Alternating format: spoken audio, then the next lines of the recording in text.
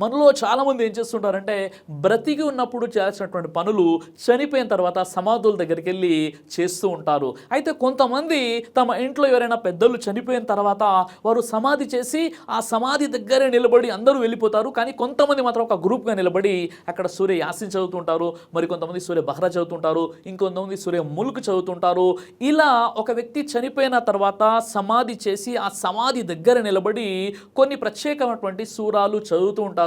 దీనికి ఇస్లాం అనుమతిస్తుందంటే హదీస్లో మాత్రం ఎక్కడ ఇలా చదవడానికి ఆధారాలు మనకు కనిపించవు. ఫత్వా ఇస్లామియా 1/64 నుండి 65ను కాస్త మనం చూసినట్లయితే ఒక వ్యక్తి చనిపోయిన తర్వాత సమాధి చేసి ఖబరస్థాన్లో అందరూ ఒక చోట నిలబడి వారి కోసం దువాలు చదవడం, లేదా సూర్య యాసిన్ చదవడం, సూర్య ముల్క్ చదవడం, ఖురాన్లోని ఏదైనా ఒక వాక్యాలు చదవడం అనేది దీనికి ఎలాంటి ఆధారం లేవని ఇక్కడ ఈ ఫత్వాలో మీరు చూడవచ్చు. కాబట్టి ఆధారం లేనటువంటి పనులు చేయడం వల్ల ఎలాంటి లాభం లేదన్న విషయాన్ని మనం గుర్తుపెట్టుకోవాలి. ఎందుకంటే ఇస్లాంలో మనం ఏదైనా ఒక పని చేస్తున్నామంటే ఖురాన్ హదీస్ నుండి ఆధారం ఉందా లేదా అన్న విషయాన్ని మనం చూడాలి. ముఖ్యంగా అది ఖురాన్లో ఉండాలి మనం చేసేది, లేదా కనీసం హదీస్లోనైనా ఉండాలి, లేదా మహాప్రవక్త ముహమ్మద్ సల్లల్లాహు అలైహి వసల్లం జీవితంలో అయినా చేసి ఉండాలి, లేదా సహబా రదియల్లాహు అజ్మఈన్ యొక్క జీవితంలో అయినా ఉండాలి, లేక తాబঈన్ జీవితంలోనైనా ఉండాలి. కానీ ఇక్కడ మనం హదీస్లో చూసినట్లయితే ప్రవక్త ముహమ్మద్ సల్లల్లాహు అలైహి వసల్లం వారి జీవితంలో కానీ సహబా రదియల్లాహు అజ్మఈన్ వారి జీవితంలో కానీ ఎవరైనా చనిపోతే వారిని తీసుకెళ్లి సమాధిలో పెట్టేసిన తర్వాత అక్కడే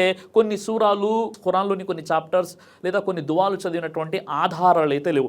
ఎవరైతే ఇలా చేస్తున్నారో ఇది హరాం అండి, ఇది తప్పండి అని నేను చెప్పట్లేదు. కానీ ఖురాన్ హదీసుల్లో ఆధారాలు లేనటువంటివి చేయడానికి అనుమతి కూడా మనకు ఉండదు కదా అన్న విషయాన్ని ఒక సలహా ఇచ్చేటటువంటి ప్రయత్నం చేస్తున్నాను.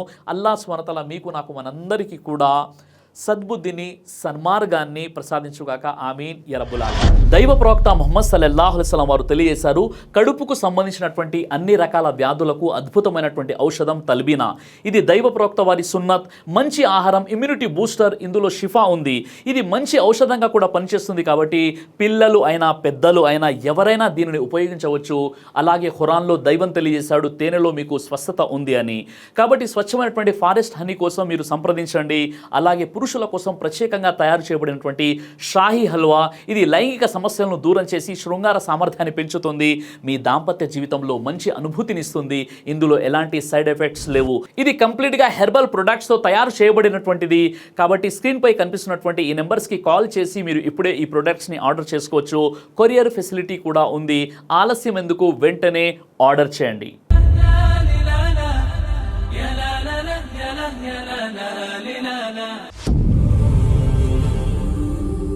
బ్రదర్ సిరాజ్ అని యూట్యూబ్ ఛానల్ని మీరు సబ్స్క్రైబ్ చేసినట్లయితే ఇన్షాల్లా దైవచిత్తం అయితే మీకు వీడియోస్ వస్తుంటాయి. అదేవిధంగా బ్రదర్ సిరాజ్ అనేటటువంటి ఫేస్బుక్ని కూడా లైక్ చేయడం వల్ల మీకు వీడియోస్ వస్తుంటాయి.